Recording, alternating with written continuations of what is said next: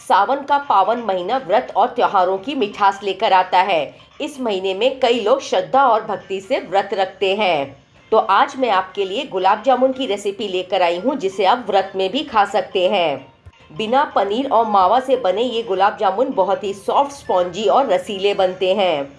और साथ में बनाएंगे साबूदाने के फलाहारी, स्वादिष्ट और मुलायम लड्डू, और सिर्फ एक लड्डू खाकर आपका मन नहीं भरेगा। Hello friends, welcome back to my channel. तो चलिए आज की ये मज़ेदार रेसिपी शुरू करते हैं।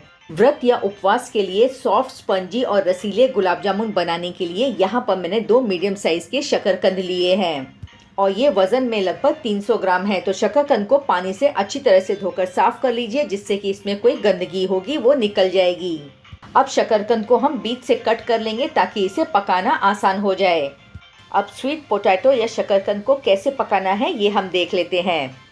तो मैं शकरकंद को पानी में बॉईल नहीं करूँगी, इसे हम इस तरह से स्टीम कुक करेंगे। स्टीमर में मैंने छेद वाली थाली रख दी है। अब हम इसके ऊपर ये शकरकंद रख देंगे और इसे ढककर लो टू मीडियम फ्लेम पर 10 से 15 मिनट तक स्टीम कुक कर लेंगे। आप चाहें तो शकरकंद को प्रेशर कुक भी कर सकते हैं, लेकिन शकरकंद उबालते समय इसमें ज़्यादा पानी का यूज़ ना करें। लीजिए, लगभग 15 मिनट हो चुके हैं। ढक्कन खोलकर चेक करते हैं। आप देख सकते हैं शकरकंद अंदर तक अच्छी तरह से स्टीम कुक हो गई है। तो ध्यान रखें, हमें शकरकंद को ओवर कुक नहीं करना है और इसमें मॉइस्चर की मात्रा भी बहुत कम होनी चाहिए। अब शकरकंद को हल्का सा ठंडा होने देंगे। तब तक हम गुलाब जामुन के लिए चाशनी बनाकर तैयार कर लेंगे। चाशनी बनाने के लिए मैंने 1 कप चीनी ली है और इसी कप से 1 कप पानी लेंगे। चलिए अब हम गैस की फ्लेम को ऑन करेंगे और अब मीडियम फ्लेम पर इसे तब तक पकाएंगे जब तक कि चीनी इसमें पूरी तरह से घुल नहीं जाती है। और अब सबसे ज़रूरी बात, यहाँ पर हमें 1 या 2 तार की कोई चाशनी नहीं बनानी है। इसे इतना पकाना है कि चीनी पानी में अच्छी तरह से घुल जाए और इस मिश्रण में हल्का सा चिपचिपापन आ जाए। आप देख सकते हैं इसमें एक बढ़िया सा उबाल आ गया है। अब हम गैस की फ्लेम को लो करेंगे और इसे सिर्फ 1 से 2 मिनट तक और पकाएंगे। चलिए अब हम चाशनी को चेक कर लेते हैं। थोड़ी सी चाशनी उंगलियों के बीच में रखकर चेक कीजिए। आप देख सकते हैं कि ये चिपचिपी लग रही है, लेकिन इसमें कोई तार नहीं बन रहा है। इसका मतलब चाशनी बनकर तैयार है। अब हम इसमें कुछ केसर के धागे डालेंगे। अब नेक्स्ट मैंने यहाँ पर 2 हरी इलायची ली है और इसे तोड़कर डालेंगे। आप चाहें तो इलायची का पाउडर भी यूज़ कर सकते हैं। इसे हम अच्छी तरह से मिक्स कर लेंगे और चाशनी को हमें और ज़्यादा नहीं पकाना है। तो चलिए तुरंत ही गैस की फ्लेम को बंद कर देंगे और इसे ढक कर रख देंगे। और यहाँ शकरकंद भी हल्की सी ठंडी हो गई है। अब हम इसका छिलका उतार लेंगे। ये शकरकंद जब मैं छील रही हूँ तो आप देख सकते हैं कि न तो इसमें पानी भरा है और न ही ये कच्ची है। तो ध्यान रखिए, अगर शकरकंद में मॉइस्चर बहुत ज़्यादा होगा तो तलते समय गुलाब जामुन फट सकते हैं। चलिए अब हमें शकरकंद को कद्दूकस करना है और ये स्टेप सबसे ज़रूरी है, इसे आप बिल्कुल भी स्किप न करें। अब शकरकंद को ग्रेट करने के लिए इस तरह से छोटे होल वाला कद्दूकस यूज़ करें। इस तरह से शकरकंद में जो रेशे होते हैं वो भी टूट जाते हैं। अब मैं शकरकंद को हाथों से हल्का सा मसल लूँगी ताकि ये चिकना और मुलायम हो जाए। इसमें कोई छोटी छोटी गांठ ना हो, इसलिए मैंने शकरकंद को हल्का सा मैश कर लिया है। अब बाइंडिंग के लिए यहाँ पर मैंने मिल्क पाउडर का यूज़ किया है। तो ये मैंने 1 कप मिल्क पाउडर लिया है। पहले हम इसमें 3 चम्मच मिल्क पाउडर डालेंगे और इसे अच्छी तरह से मिक्स करेंगे। तो ध्यान रखें कि हमें पूरा मिल्क पाउडर इसमें एक साथ नहीं डालना है। थोड़ा थोड़ा मिल्क पाउडर डालते जाइए और इसका सॉफ्ट और चिकना डो बनाकर तैयार कर लीजिए। तो चलिए अब मैं इसमें 2 चम्मच मिल्क पाउडर और डालूंगी और फिर से हम इसे आटे की तरह गूंथ लेंगे। मिल्क पाउडर डालने से गुलाब जामुन में मावा जैसा टेस्ट आता है और इसमें हमें न बेकिंग पाउडर यूज़ करना है और न ही बेकिंग सोडा का यूज़ करना है। अगर शकरकंद में नमी बहुत ज़्यादा होगी तो ज़्यादा मिल्क पाउडर का यूज़ करना पड़ेगा, इस बात का ध्यान रखें। तो थोड़ा थोड़ा मिल्क पाउडर डालते हुए मैंने इसका सेमी सॉफ्ट डो बनाकर तैयार कर लिया है। अब हम इसके ऊपर थोड़ा सा देसी घी डालेंगे और इसे हल्का सा मसल लेंगे ताकि ये आटा और भी चिकना हो जाए। तो आटा न ज़्यादा सख्त होना चाहिए और न ही बहुत ज़्यादा नरम होना चाहिए, इस बात का ध्यान रखें। और 1 कप में से लगभग 2 से 3 चम्मच मिल्क पाउडर बच गया है। अब हाथों को देसी घी से अच्छी तरह से ग्रीस कर लीजिए और आटे में से थोड़ा सा मिश्रण लें। इसे हथेलियों के बीच में रखकर गोल गोल घुमाते हुए इसकी छोटी छोटी गोलियां बनाकर तैयार कर लीजिए। और ध्यान रखें कि गोलियों में दरारें या क्रैक्स ना हो, नहीं तो ये तलते समय बिखर सकता है। तो इसी तरह से आटे में से सभी गुलाब जामुन को शेप देकर तैयार कर लेंगे। और हाँ, वीडियो में आगे बढ़ने से पहले आपसे एक छोटी सी रिक्वेस्ट है। अगर आप मेरे चैनल पर नए हैं और आपको मेरी रेसिपीज़ पसंद आती है तो इसे लाइक करें, फ्रेंड्स और फैमिली के साथ में शेयर करें और चैनल को सब्सक्राइब करें। और ऐसी ही मज़ेदार और लेटेस्ट रेसिपीज़ को देखने के लिए बेल बटन आइकॉन प्रेस करें। चलिए अब हम गुलाब जामुन को फ्राई करेंगे। तो गुलाब जामुन तलने के लिए आप तेल या घी का यूज़ कर सकते हैं। और ध्यान रखें कि तेल न ज़्यादा गर्म होना चाहिए और न ही ज़्यादा ठंडा होना चाहिए। इसका मतलब तेल मीडियम हॉट होना चाहिए। तो एक एक करके इसमें हम ये गुलाब जामुन डालते जाएंगे और कढ़ाई में जितनी जगह हो उतने ही गुलाब जामुन आप इसमें डालें। अब शुरुआत में गुलाब जामुन को बिल्कुल भी टच न करें, इस तरह से कढ़ाई को हल्के हाथ से घुमाएं। जब गुलाब जामुन हल्के से सिक जाए तब चम्मच से इसे हल्के हाथों से चलाते हुए तब तक फ्राई करें जब तक कि इनका कलर गोल्डन ब्राउन नहीं हो जाता है। इस समय गैस की फ्लेम को लो टू मीडियम रखें, इसे हाई फ्लेम पर बिल्कुल न सेकें। गुलाब जामुन को सेकते हुए लगभग 7 से 8 मिनट हो चुके हैं। अब आप देख सकते हैं कि इसके ऊपर बढ़िया सा गोल्डन ब्राउन कलर आ गया है। तो अब हम इसे और ज़्यादा नहीं सेकेंगे। तो चलिए सभी गुलाब जामुन को हम तेल से बाहर निकाल लेंगे।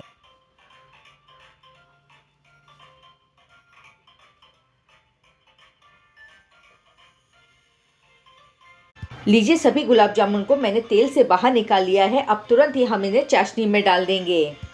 गुलाब जामुन को चाशनी में कम से कम 1 घंटे के लिए भिगो कर रखें ताकि वो रस को अच्छी तरह से सोख ले। गुलाब जामुन को मैंने लगभग 2 घंटे तक चाशनी में भिगो कर रखा था। अब आप देख सकते हैं कि ये गुलाब जामुन कितने सॉफ्ट, स्पॉन्जी और रसीले बने हैं। ये बिल्कुल रेगुलर गुलाब जामुन जैसे बने हैं और यकीन मानिए कोई कह नहीं पाएगा कि हमने इसे शकरकंद से बनाया है। अगर आप सही स्टेप्स और परफेक्ट मेजरमेंट के साथ में ये रेसिपी बनाएंगे तो आपकी रेसिपी कभी भी फेल नहीं होगी।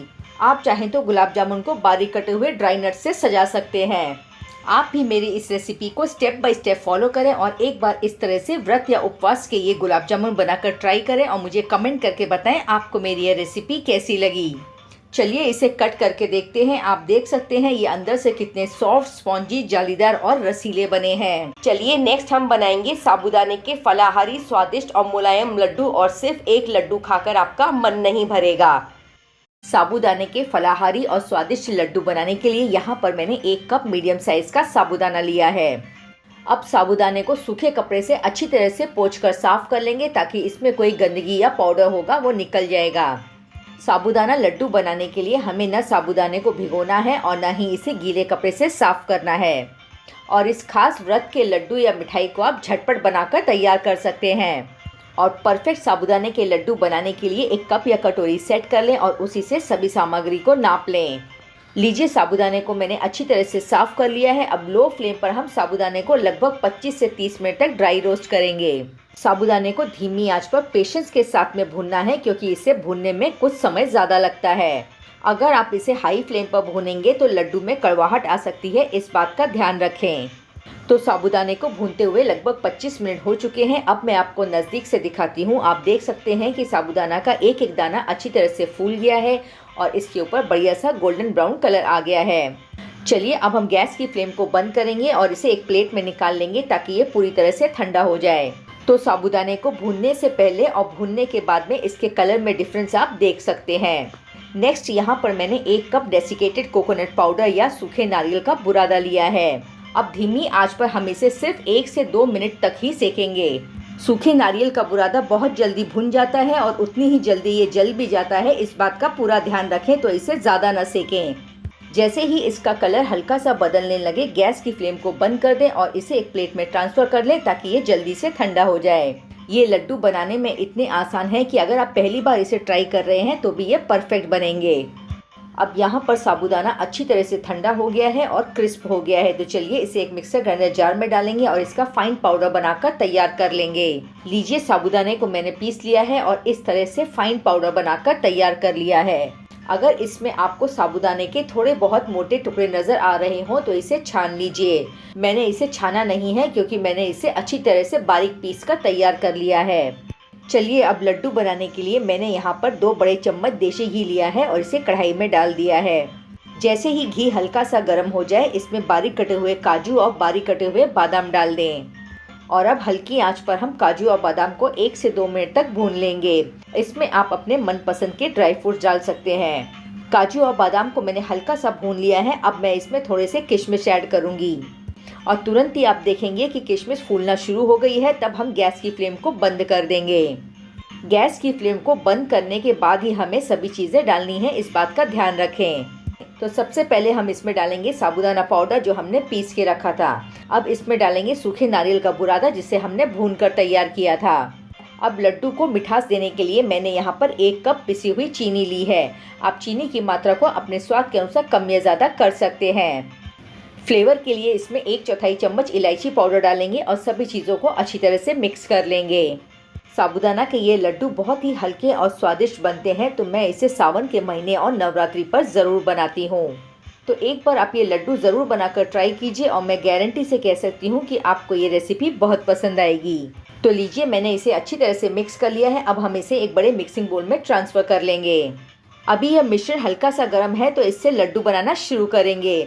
लेकिन आप देख सकते हैं कि मिश्रण बिखरा बिखरा है और इसमें बाइंडिंग नहीं आई है। तो चलिए, इसमें हम 2 बड़े चम्मच देशी घी ऐड करेंगे जिससे कि इसमें बढ़िया सी बाइंडिंग आ जाए और लड्डू बनाना आसान हो। अब ये मिश्रण अच्छी तरह से इकट्ठा हो रहा है, तो चलिए लड्डू बनाना शुरू करते हैं। थोड़ा सा मिश्रण हाथों में लें और इसे कसकर पकड़कर गोले बनाएं और इसे लड्डुओं का शेप दें। मैं मीडियम साइज़ के लड्डू बना रही हूँ, आप अपने पसंद के अनुसार बड़े या छोटे लड्डू बना सकते हैं। लीजिए, 1 लड्डू मैंने बनाकर तैयार कर लिया है। इसे हम प्लेट में रख देंगे और इसी प्रक्रिया को दोहराते हुए हम मिश्रण में से सभी लड्डू बनाकर तैयार कर लेंगे। तो लीजिए फ्रेंड्स, तैयार है खास व्रत के लिए साबूदाने के स्वादिष्ट और नरम लड्डू जो मुंह में जाते ही घुल जाएं। चलिए एक लड्डू तोड़कर चेक करते हैं। ये एकदम सॉफ्ट और मुलायम बनते हैं, तो आप एक बार इस रेसिपी को ज़रूर बनाकर ट्राई करें। इन लड्डुओं को आप एक एयरटाइट कंटेनर में भरकर रख दीजिए। ये 1 से 2 महीने तक बिल्कुल भी खराब नहीं होंगे। तो फ्रेंड्स, रेसिपी पसंद आई हो तो इसे लाइक करें और एक प्यारा सा कमेंट करना बिल्कुल न भूलें। वीडियो को अंत तक देखने के लिए आपका बहुत बहुत धन्यवाद। फिर मिलेंगे किसी और मज़ेदार रेसिपी के साथ। तब तक खाते रहिए, खुश रहिए और अपनी सेहत का ध्यान रखिए।